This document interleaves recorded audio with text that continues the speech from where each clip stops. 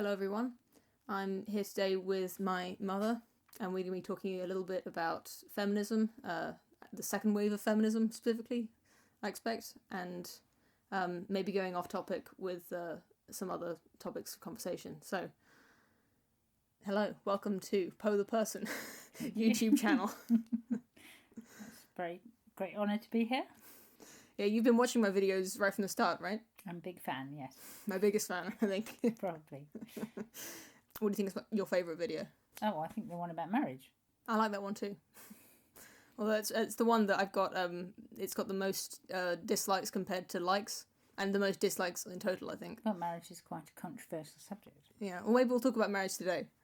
So we never really talked about feminism much with each other until I started making these videos on YouTube, and then suddenly you got to hear what I thought about it, and you wanted to tell me what you thought about it as well. I thought this would be a good format for you and I to figure some of this stuff out and sort of get to know what each other think about men and how they relate to women. And I was very surprised that you took the line you did about feminism, because in the UK where we live, feminism is almost a given, or was. Yeah, definitely. When I was brought up, that was just the norm, women's rights and equal rights and things. And anyone who disagrees with that is, really seen as quite evil. Yeah, some kind of extremist, yeah. Yes. So what do you mean by the line I took? What do you mean specifically? Well, when my generation heard that there were people who didn't like feminists and says, I'm not a feminist because... we thought that was really shocking. So you mean, why would anyone not want to be a feminist? Yeah. So you mean just by saying I'm not a feminist? Yeah. That's what you mean. Okay. Yeah, I'm still rather flummoxed. Why are you not a Yeah, feminist? well, why am I a feminist? It's funny. Because I did used to be a feminist, and I've always thought of you as a feminist. Yeah, well, the thing is, feminism is the norm. Like I said, where we're brought up. But I would never see myself as an extremist feminist or anything. And I have had friends who are radical feminists who thought I was quite a joke, because I got married very young. They thought that was very hilarious.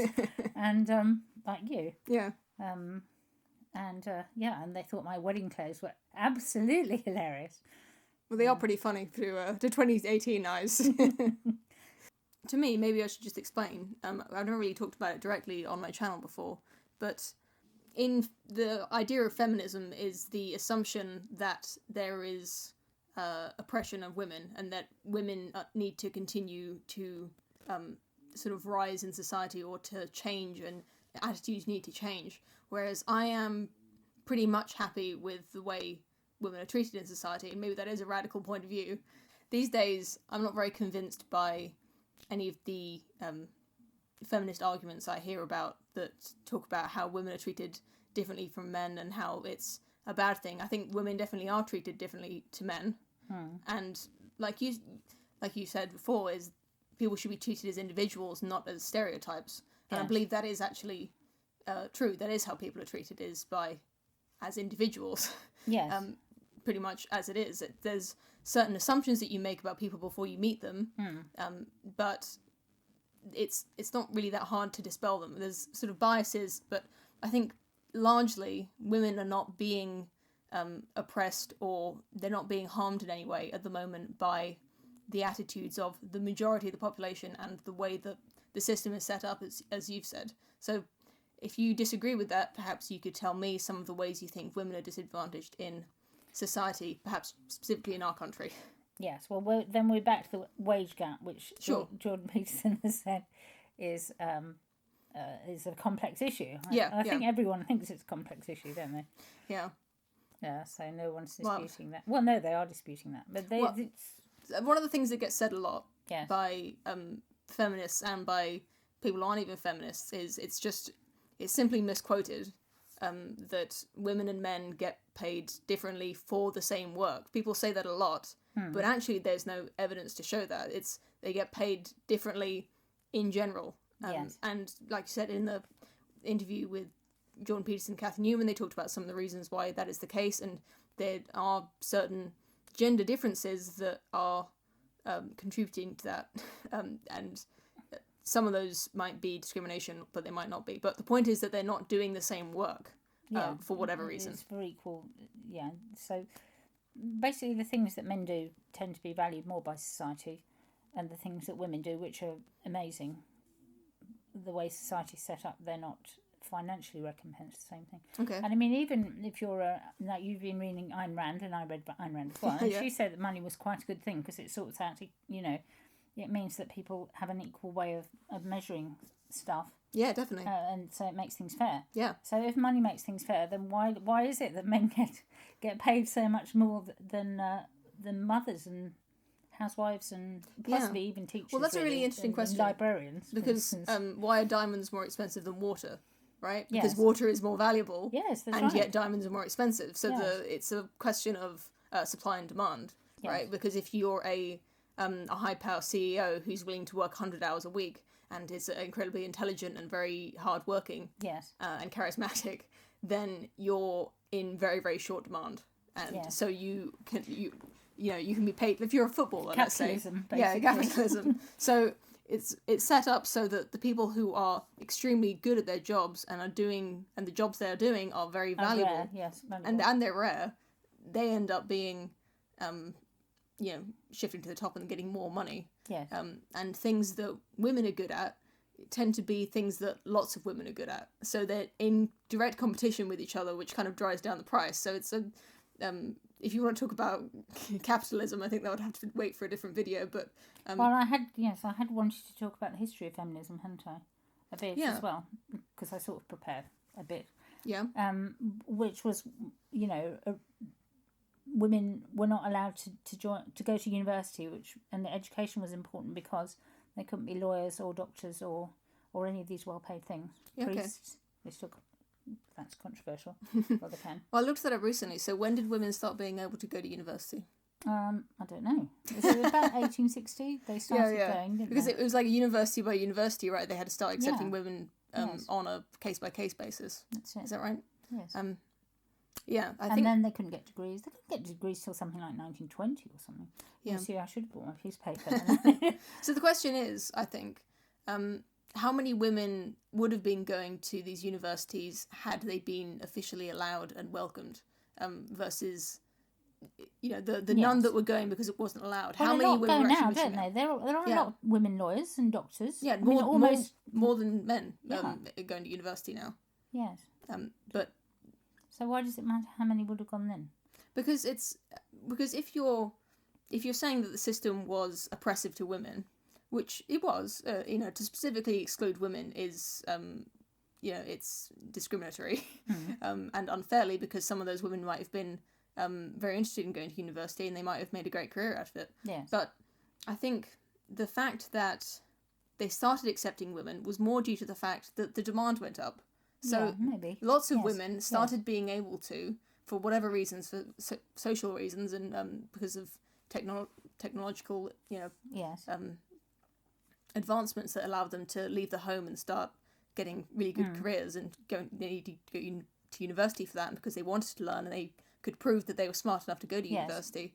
The number of women who wanted to go to university, who had the education to be able to go, started going up. So they had to start accepting them because there were so many of them. But there's no, probably for financial reasons as well.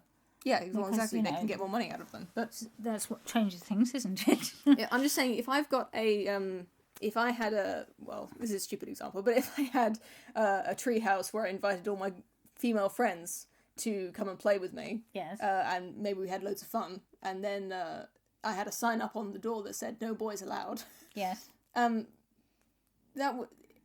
No boys would want to come to that party. So even if there were, if I had 100 girls in my treehouse and one boy wanted to join, well, that's kind of mean to him. But it's quite a different thing if 100 boys wanted to. This is a stupid example. Oh, I see. But I'm saying, it's more of a if they're shaking the tree.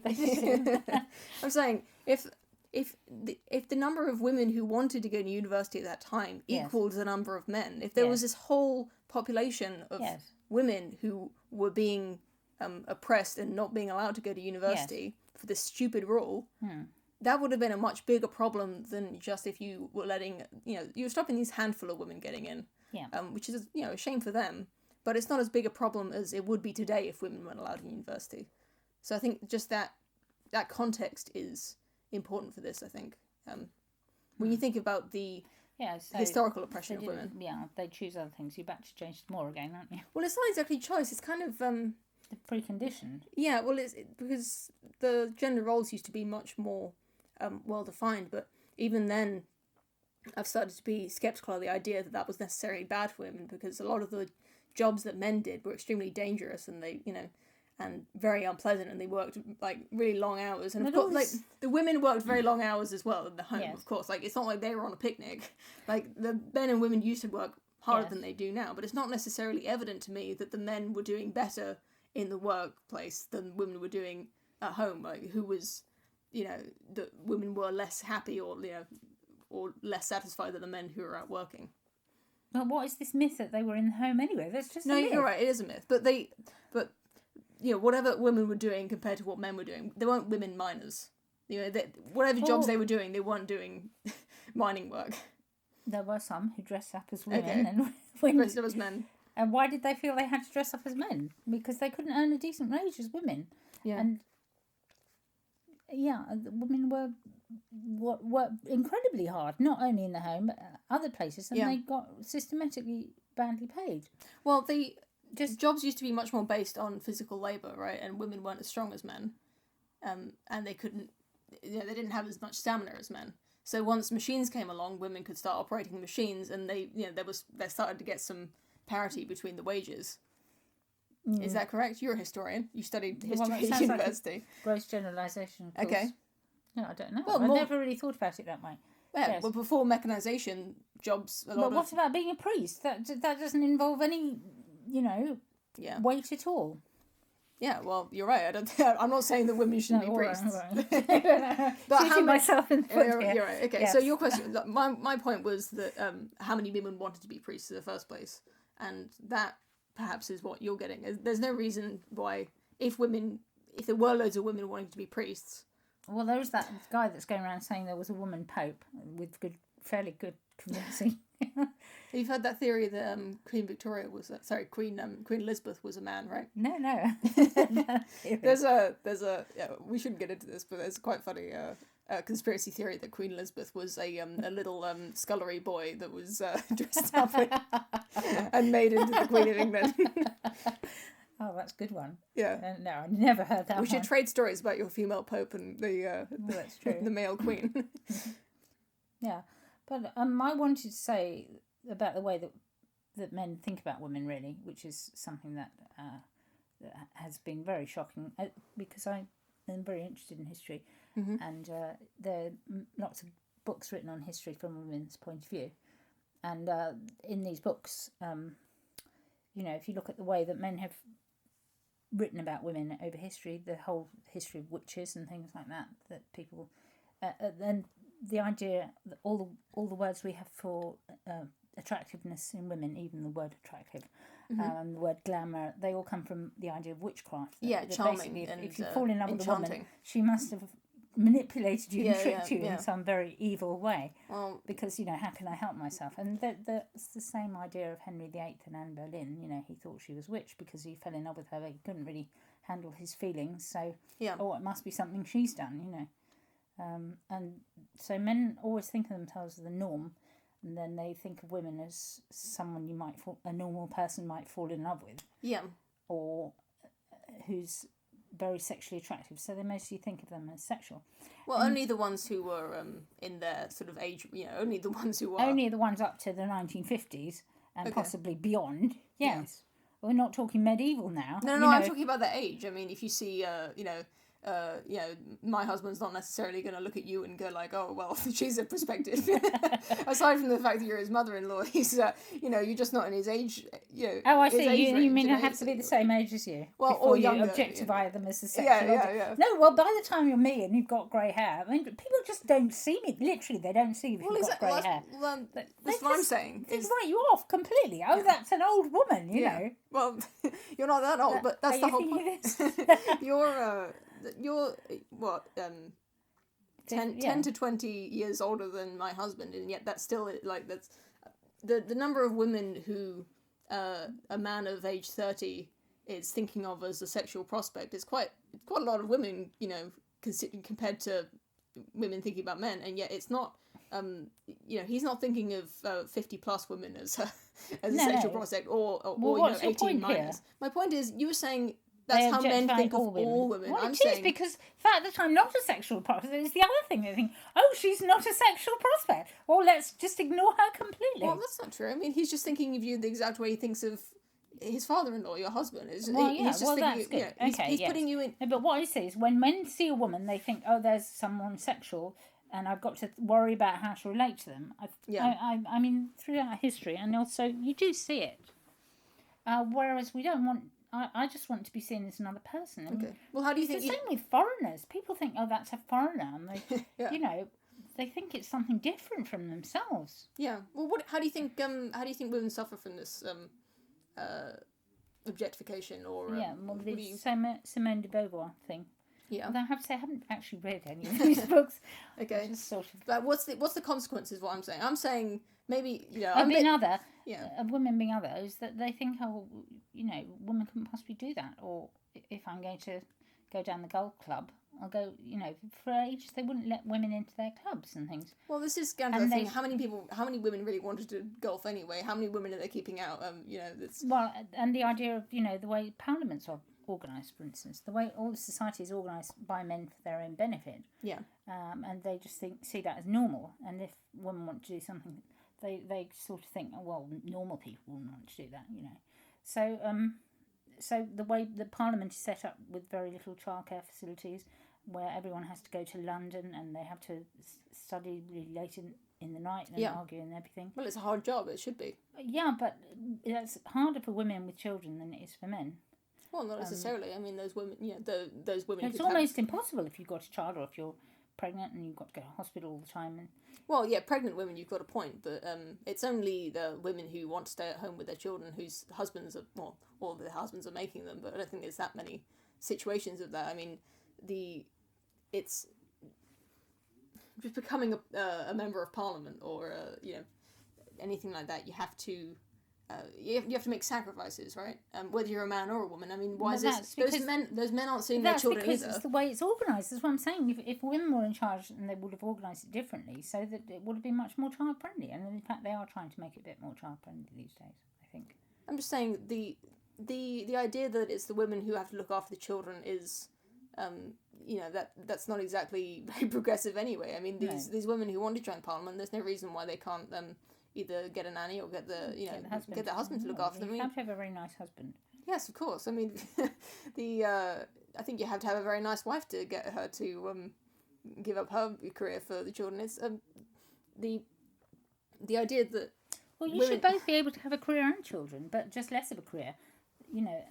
Yeah, you have to make sacrifices, right? If you want to have children, then someone's going to have to give up some of their job, or you can get a very committed, expensive nanny.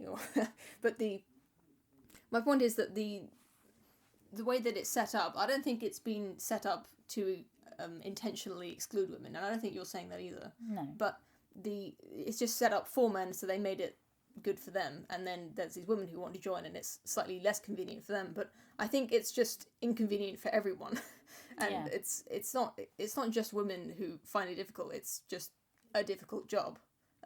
That's the way I see it. And I think if you want to be an MP, you should have to make sacrifices for that. Well, this is important, because if all the men, or if most of the MPs are men, then however much they may think they empathise with women and things, and they get voted for by women, but they still won't really be able to understand what it's necessarily like to be a woman, and they won't be so interested necessarily in women's affairs and things.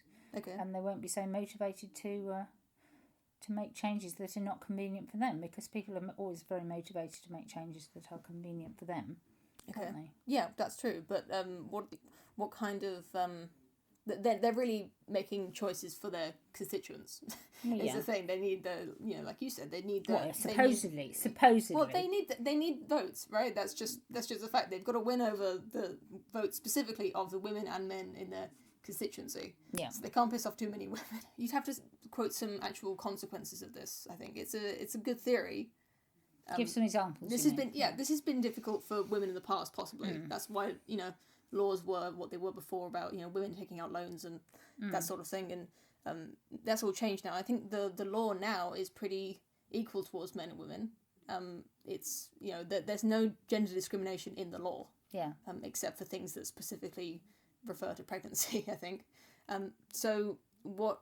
Well, in practice, there are a lot of poor women working very long hours, especially in America. You get to hear about them. Yeah. People travelling 4 hours to work every day on a bus and things. Well, that's men as well, isn't it? Yeah. If anything, men have more responsibility. Society puts more responsibility on men to work compared to women. Yeah. Well, that's true. Yes. I've been quite frustrated in my career because I spent a lot of my young years bringing up children. Then when I did try to get management experience, it was very difficult. Yeah, well, that was a sacrifice you made, and do you regret it? Well, no, I didn't really, because I always thought I'd be able to catch up later, but in fact I haven't. But maybe this is being a bit cheeky here, but I'd say that was the feminists lying to you there. Because, it's the same for everyone. Yeah, because feminists want you to believe that there's nothing standing in the way of your career, not even your, desire to be a mother, but it's just not the case. You just, you've removed yourself from job experience for a few years, and you've gained experience in this other field of caring for children, but you've now, any men who didn't take that time off now have more experience than you, and they can get better jobs, and they get paid more for the jobs that they're doing. Well, you have to talk about transferable skills, you say. Well, true. Well, I don't know what kind of transferable skills you get as a mother. It's not realistic to say that your career won't suffer, at least partly, for that. Yeah. So I think it's feminists who are pushing that particular myth, if you ask me. Right. Do you consider yourself a feminist? I'd like to think I was. Not a radical feminist? No, not really a radical feminist. What changes would you like to see in society to better women? When two people go for a job and one's a woman and one's a man, I would like to see the woman getting the job 50% of the time, which I still don't think really happens. Is that with the same experience? Same number of years of experience and the same qualifications? Well, yeah, actually. I think people prefer to employ men. Okay. Well, I think there's been data to show, both. I've seen a lot of studies about this. Feminists say that what you're saying is that, which is that women don't get hired at the same rate that men do. It's for the same experience and work. And when they do studies where they take away the name and when they change the name on the identical CVs and all of that sort of thing, it's an interesting observation. But also the whole style, people have ideas that to be a leader you need to be quite nasty or quite a not very nice person. Quite firm, I suppose. And then they've got this idea that to be a woman you've got to be quite gentle and pleasing to everyone. And then the two images don't kind of quite match up. So either we've got to change our view of womanhood, or maybe we don't have to change anything, according to you. Yeah, well. And I would say we either have to change our view of womanhood, or we have to change our view of what it is to be a leader. So you think individuals who are, individual women are being judged by this stereotype of women not being strong enough to be leaders? And possibly. Well, you can't tell much in a job interview, can you, really? Well, you can't. I'm just sort of thinking about exceptional people like, Margaret Thatcher. No one, people call her the Iron Lady. Well, she had to pretend to be like a man, you say, didn't she? Well, you think she did that intentionally? Oh, yes. Oh, no, she did. Okay. No, I have heard she changed her voice. She had lessons to her voice, and Yeah, well, there's no reason why, women couldn't... I mean, you could call it being like a man, or you can call it being like a leader. I mean, you're saying this is... I think it's sort of intrinsic in the idea of leadership. Maybe that's just me being terribly biased and sexist, but I think to be a leader, you do have to be assertive, and you can't be a pushover. That's just not realistic. Yes. I don't think that's necessarily masculine. So it's the idea of women as, not being like that, really. Yeah, I mean, kind of mothers are like that. It's up to, you're right, but I think it's up for that's the classic sitcom mother who's always nagging and But that's it's not the same as a good boss, is it? Well, it kind of is. I mean, no, it's not. Well, I'm just saying it's not completely It's not a million miles away from it. I think there's this... Some people think it is, actually. Okay. Some people think that's what a good boss should be like. Yeah, well, this sort of assertiveness and boldness and sort of meanness that you need to be a leader, perhaps that does occur more in men for whatever reason, which kind of contributes to this stereotype. Of course, everyone knows men who are complete pushovers who would make a terrible boss, and women who of course Margaret Thatcher. It's people are pretty good, I think, even sexists are pretty good at changing their opinions based on what they see. So when they see a woman being a very good boss, it's to their own detriment if they go like, oh well, she'll be a terrible boss because she's yes, but they think she's an exception that proves the rule. Well, it doesn't matter. Well, women are terrible bosses except for my boss who happens to be okay. Well, I think perception is a bit too emphasized. I think results are what I really care about, right? So a company that is discriminating against women and not promoting women enough, they're going to suffer. They're not going to be as successful as a company who is recognizing people for their actual qualities. A company that judges its employees as individuals and hires based on merit is going to do much better than a company that's being sexist, is what I'm saying. So these ideas of egalitarianism and judging people based on their merit, it's a self-perpetuating, like a self-correcting system. It's naturally a virtuous cycle. What I think is you don't really need feminism to impose this sort of top-down scrutiny on the culture to change things by shouting about them and by writing books about and by queuing up the door knocking to get in. I think women need to change it from the bottom up, right? I don't think feminists need to top-down change the system. We need women who are applying for jobs and women who are being great leaders. And if those women get encouraged by feminism, I don't suppose that's a bad thing. But I think maybe what I think is that if you want more films written about women where women play action heroes, you should write those films, right? You shouldn't bully the men who are writing films about men, because of course they're going to write films about men. I think feminism is kind of unneeded, in my opinion. It's culture only changes through people changing naturally, and they have good reason to change because, like I said, judging people based on merit is actually a much better system. So it's, I believe, all just going to work itself out like some kind of amazing. Well, that's nice. That would be nice. The invisible hand. I think you've been very convincing, and I think if anyone's going to argue against it, it's going to have to be someone who's more feminist than me and knows more what they're talking about. We should get Jermaine Greer on the show. Yeah, we should get Jermaine Greer. That would be great. Well, thank you for watching, and please leave any comments that you have on anything my mum said. I'll direct the comments that are directed at her to her. Even the mean ones. That's all right. Not that there's going to be any mean ones. We get very nice comments in my comment section. And I'll see you again soon. Thank you for watching. Thank you.